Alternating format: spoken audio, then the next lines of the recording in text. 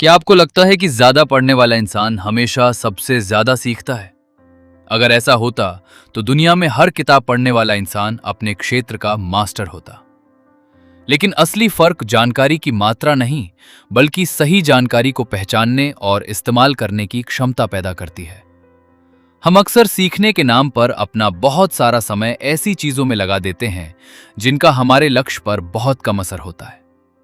घंटों वीडियो देखना, ढेर सारे नोट्स बनाना, हर नई जानकारी को याद करने की कोशिश करना और फिर भी कुछ समय बाद महसूस करना कि हम वहीं खड़े हैं। समस्या मेहनत की कमी नहीं होती, समस्या ये होती है कि हमारी मेहनत सही जगह नहीं लग रही होती। सीखने का एक बेहतर तरीका यह है कि पहले उन चीजों को पहचाना जाए जो सबसे बड़ा परिणाम पैदा करती हैं। मान लीजिए आप कोई नई लैंग्वेज सीखना चाहते हैं। उस लैंग्वेज में हजारों शब्द हो सकते हैं, लेकिन रोजमर्रा की बातचीत में कुछ चुनिंदा शब्द ही बार बार इस्तेमाल होते हैं। अगर आप शुरुआत में उन्हीं शब्दों और कॉमन सेंटेंसेस पर ध्यान दें, तो बहुत कम समय में आपको बातचीत की एक मजबूत फाउंडेशन मिल सकती है। यही सोच किसी भी स्किल पर लागू होती है। अगर आप कम्युनिकेशन सुधारना चाहते हैं, तो हर कम्युनिकेशन थियरी याद करना जरूरी नहीं। अगर आप बिजनेस सीख रहे हैं, तो हर बिजनेस मॉडल समझना जरूरी नहीं। अगर आप कोई टेक्निकल स्किल सीख रहे हैं, तो शुरुआत में उसकी हर छोटी डिटेल जानना जरूरी नहीं। पहले यह पहचानना जरूरी है कि आपके लक्ष्य तक पहुंचने के लिए सबसे महत्वपूर्ण हिस्सा कौन सा है। और यहां एक और बड़ी समस्या सामने आती है। हम परफेक्शन के पीछे भागते हैं। हमें लगता है कि जब तक हमें किसी चीज की पूरी जानकारी नहीं होगी, तब तक हम उसे इस्तेमाल करने के योग्य नहीं हैं। इसी वजह से कई लोग सीखते तो रहते हैं, लेकिन शुरुआत नहीं करते। सोचिए, अगर कोई व्यक्ति पब्लिक स्पीकिंग सीखना चाहता है और वो पहले पूरी grammar, body language, voice modulation, story telling और प्रेजेंटेशन की सारी थियरी सीखने का इंतजार करता रिमेन कर, तो वो बोलना कब शुरू करेगा? दूसरी तरफ, अगर वो बेसिक प्रिंसिपल समझकर बोलना शुरू कर दे, अपनी गलतियां देखे और हर बार थोड़ा सुधार करे, तो उसकी लर्निंग कहीं तेज हो सकती है। यही फर्क इंफॉर्मेशन और एबिलिटी के बीच है। जानकारी आपके दिमाग में हो सकती है, लेकिन स्किल तब बनती है जब वो जानकारी आपके व्यवहार में दिखाई देने लगे। इसलिए लर्निंग का पहला नियम है, हर चीज सीखने की कोशिश मत कीजिए। उन चीजों को पहचानिए जो सबसे ज्यादा असर डालती हैं। अब जरा अपने जीवन की तरफ देखिए। आपने पिछले कुछ वर्षों में जो कुछ सीखा है, उसमें से कितनी चीजें वास्तव में आपकी जिंदगी बदलने में काम आई? शायद कुछ किताबें, कुछ कॉन्वर्सेशंस, कुछ एक्सपीरियंसेस और कुछ ऐसी गलतियां जिन्होंने आपको हमेशा के लिए कुछ सिखा दिया। इसका मतलब है कि आपका पूरा लर्निंग जर्नी बराबर महत्व का नहीं था। कुछ एक्सपीरियंसेस ने आपको बहुत आगे बढ़ाया और कुछ सिर्फ समय लेकर निकल गए। यहीं से स्मार्ट लर्निंग शुरू होती है। आपको खुद से पूछना है, मेरे लिए कौन सी लर्निंग सबसे वैल्यूएबल रही? कौन सी प्रैक्टिस ने मुझे सबसे तेज इंप्रूव किया? कौन सी जानकारी मैंने इस्तेमाल की और उसका वास्तविक परिणाम मिला? जब आप इन सवालों के जवाब ढूंढना शुरू करते हैं, तो धीरे धीरे आपको अपने लर्निंग पैटर्न दिखाई देने लगते हैं। और यही वो पॉइंट है जहां लर्निंग सिर्फ मेहनत नहीं रहती, बल्कि स्ट्रैटेजी बन जाती है। आपको हर दिन बहुत कुछ करने की जरूरत नहीं है। आपको यह समझने की जरूरत है कि आज कौन सी एक चीज आपकी प्रोग्रेस को सबसे ज्यादा आगे बढ़ा सकती है। क्योंकि कई बार एक सही डिसीजन 10 गलत एफर्ट से ज्यादा पावरफुल होता है। अब सवाल ये नहीं रह जाता कि मैंने आज कितने घंटे सीखा। सवाल ये बन जाता है कि मैंने आज जो सीखा, उसमें से कितना वास्तव में मेरे काम आया। और यही सोच आपको एक सामान्य लर्नर से एक एफिशिएंट लर्नर की तरफ ले जाती है। लेकिन सीखने की यात्रा यहीं खत्म नहीं होती। जब हम जानकारी को कम करके सही चीजों पर ध्यान देना शुरू करते हैं, तब एक दूसरी चुनौती सामने आती है। जो कुछ पहले से जानते हैं, उसका इस्तेमाल कैसे किया जाए और नई जानकारी के बोझ से कैसे बचा जाए। आपने कभी महसूस किया है कि आप लगातार कुछ नया सीख रहे हैं, लेकिन आपकी लर्निंग जितनी बढ़ रही है, कंफ्यूजन भी उतना ही बढ़ रहा है। एक किताब पूरी नहीं हुई कि दूसरी शुरू हो गई।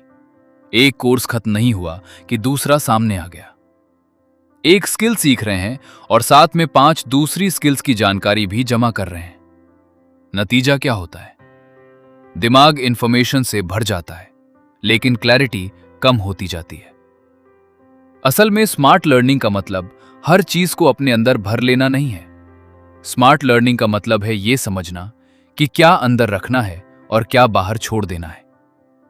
आपको शुरुआत करने के लिए हमेशा नई जानकारी की जरूरत नहीं होती। आपके पास पहले से बहुत कुछ मौजूद है। आपने लोगों से बात करना सीखा है, आपने समस्याएं हल की हैं, आपने गलतियां की हैं, आपने कुछ कामों में दूसरों से बेहतर प्रदर्शन किया है। आपने ऐसे अनुभव देखे हैं जिनसे शायद आपको यह भी पता चला है कि क्या नहीं करना चाहिए। ये सारी चीजें आपकी एग्जिस्टिंग नॉलेज हैं। नई लर्निंग को पुराने अनुभव से जोड़ना सीखिए। जब कोई नया कॉन्सेप्ट सामने आए तो खुद से पूछिए, क्या मैंने इससे मिलती जुलती कोई चीज पहले देखी है?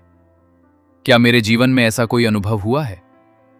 क्या मैं इस नई जानकारी को किसी पुराने कॉन्सेप्ट से जोड़ सकता हूं? जब आप ऐसा करते हैं तो नई जानकारी अकेली नहीं रहती, वो आपके दिमाग में पहले से मौजूद नॉलेज के साथ जुड़ जाती है। और जितने मजबूत कनेक्शंस बनते हैं, लर्निंग उतनी ही मीनिंगफुल होती जाती है। लेकिन आज सबसे बड़ी चुनौती सिर्फ जानकारी की कमी नहीं है, समस्या है इंफॉर्मेशन ओवरलोड। हमारे पास हर दिन इतनी इंफॉर्मेशन आती है जितनी शायद पिछली जनरेशन्स को लंबे समय में मिलती थी।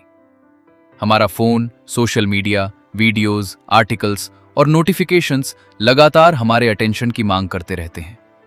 ऐसे माहौल में फोकस्ड लर्नर बनना आसान नहीं है, इसलिए आपको अपने लर्निंग एनवायरनमेंट को भी मैनेज करना होगा। अगर आप किसी एक स्किल पर काम कर रहे हैं तो हर दिन 10 अलग अलग लोगों की 10 अलग अलग स्ट्रैटेजीज सुनना आपको बेहतर लर्नर नहीं बनाएगा। कई बार इससे सिर्फ कंफ्यूजन बढ़ता है। एक समय में एक डायरेक्शन चुनना ज्यादा पावरफुल हो सकता है। आप खुद से पूछ सकते हैं, मैं अभी किस समस्या को सॉल्व करना चाहता हूं, मुझे कौन सी स्किल चाहिए और उस स्किल के लिए मुझे वास्तव में कौन सी जानकारी चाहिए। इससे लर्निंग का रास्ता साफ होने लगता है। और यहां एक बहुत महत्वपूर्ण बदलाव आता है। आप सिर्फ लर्नर नहीं रहते, आप अपने लर्निंग प्रोसेस के टीचर बन जाते हैं। आप तय करते हैं कि क्या पढ़ना है, आप तय करते हैं कि किस चीज को प्रैक्टिस करना है। आप अपने रिजल्ट्स देखते हैं और फिर अपना तरीका बदलते हैं।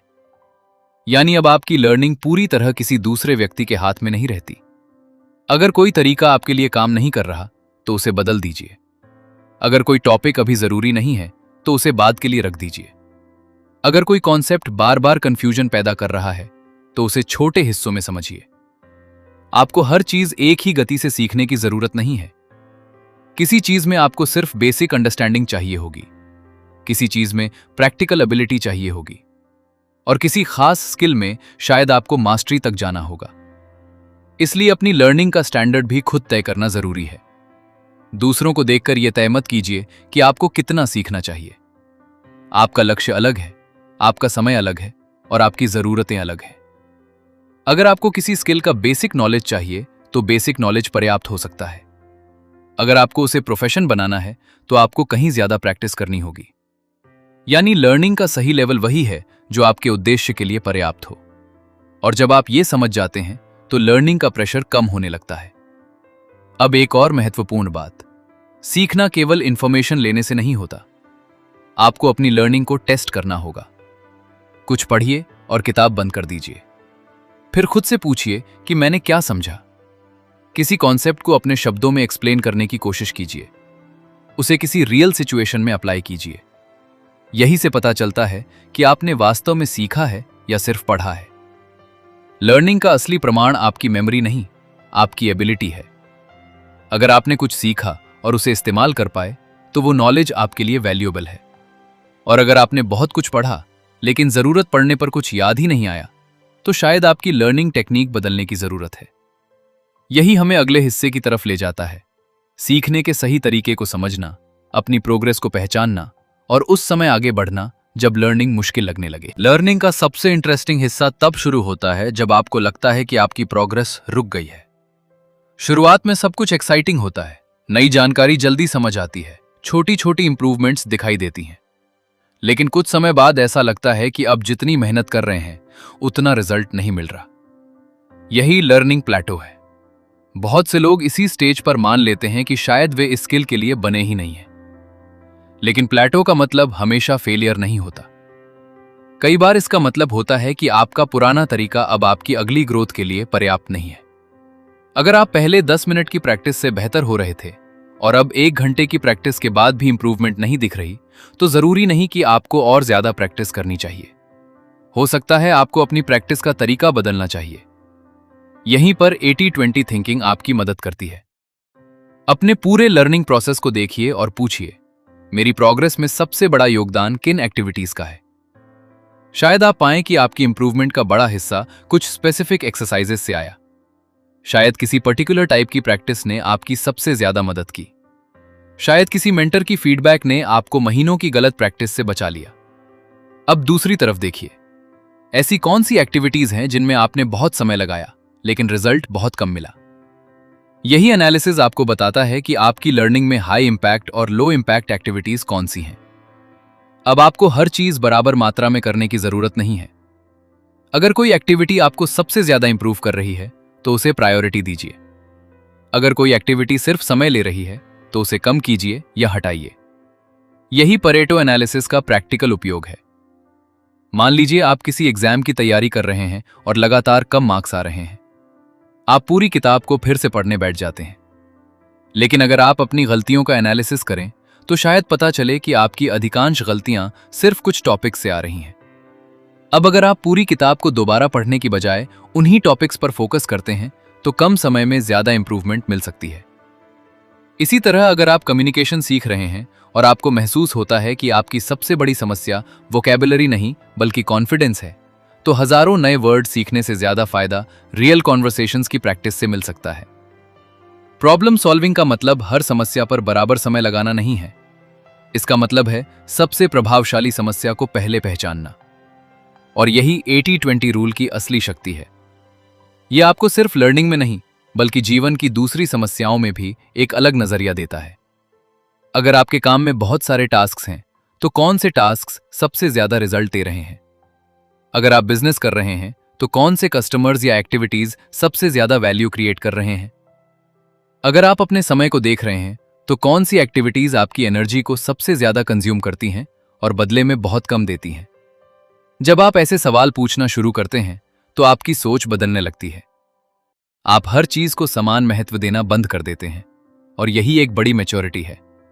हर काम जरूरी नहीं होता, हर जानकारी वैल्यूएबल नहीं होती, हर प्रॉब्लम इक्वली इंपॉर्टेंट नहीं होती, हर एफर्ट का रिजल्ट भी बराबर नहीं होता। कुछ चीजें डिस्प्रोपोर्शनेटली बड़ा असर डालती हैं। आपका काम है उन्हें पहचानना। लेकिन इसका मतलब यह भी नहीं है कि आपको बाकी सब कुछ हमेशा के लिए छोड़ देना है। इसका मतलब है प्रायोरिटी समझना। पहले उस चीज पर काम कीजिए जो सबसे बड़ा फर्क पैदा कर सकती है। उसके बाद बाकी चीजों की तरफ जाइए। यही अप्रोच लर्निंग को एफिशिएंट बनाती है। अब एक आखिरी सवाल, अगर आपकी सारी मेहनत को देखकर कोई आपसे पूछे कि इनमें से कौन सा छोटा हिस्सा आपकी सबसे बड़ी प्रोग्रेस के लिए जिम्मेदार है, तो क्या आप उसका जवाब दे पाएंगे? अगर जवाब नहीं है तो शायद अब समय है कि आप सिर्फ सीखना बंद करके अपनी लर्निंग को ऑब्जर्व करना शुरू करें। क्योंकि जब आप अपनी लर्निंग को ऑब्जर्व करते हैं तो आपको अपने पैटर्न्स दिखाई देते हैं। आपको पता चलता है कि आप कहां अच्छा कर रहे हैं, कहां समय बर्बाद कर रहे हैं और कहां थोड़ा सा बदलाव आपकी पूरी प्रोग्रेस बदल सकता है। आखिरकार स्मार्ट लर्निंग का मतलब यह नहीं है कि आप सबसे ज्यादा जानकारी रखने वाले इंसान बन जाएं।